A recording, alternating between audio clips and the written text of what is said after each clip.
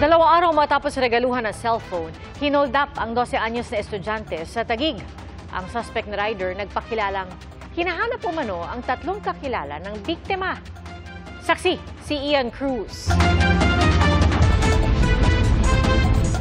Mag-alas 6 ng umaga kanina, nakuna na nakaangka sa motorsiklo ang isang estudyante sa barangay Calzada sa Taguig.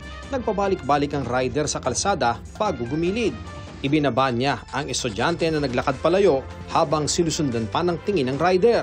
Habang umaandar pa alis, makikita ang rider na may ibinulsang cellphone. Ang rider, hinolda pala ang 12 anyos na estudyante. Kasama ang kanyang ina, kinuwento sa akin ng biktima ang nangyari. Susunduin daw sana niya ang isang kaklase nang tanungin ng rider tungkol sa tatlong tao na nagkataong kilala niya. Tinanong po kung may kilala daw po akong tapos?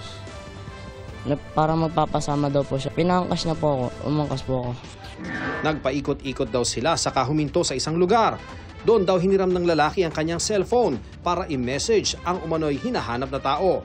Pero hindi raw ibinalik sa kanya ang cellphone at pinagbantaan siya. Binantaan po ako ng babarilin. Huwag daw po sisi ko, babarilin daw po ako. Ayon sa ina ng biktima, labis ang takot ng anak sa nangyari. Babarilin daw niya po ako, papatayin niya ako mama. Paulit-ulit siya ng ganoon.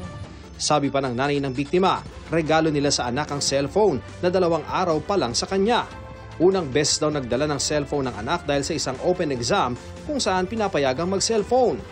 Gamit ang ibang gadget, nabasa pa ng biktima ang mensahe ng rider para sa umano'y kakilala dahil account niya ang ginamit. Sa mensahe, nagpakilalang Jason na taga-romantic ang suspect. Katulong ko po yung bawas i-refer namin sa CSWD para mabigyan ng ginagawang counseling. Sa tulong ng barangay, naghain ng formal na reklamo ang mag-ina sa pulisya para matunton ang suspect. Kapal naman ang mukha mo, tsaka kung may konsensya ka pa, pakibalik yung cellphone. 2 days pa lang nahawakan ng anak ko yun. Kung sa bagay, kung hindi mo man yun ibalik, hindi mo rin magagamit yun dahil ipapablock namin. Para sa GMA Integrated News, ako si Ian Cruz, ang inyong saksi. Mga kapuso, maging una sa saksi. Mag-subscribe sa GMA Integrated News sa YouTube para sa iba't ibang balita.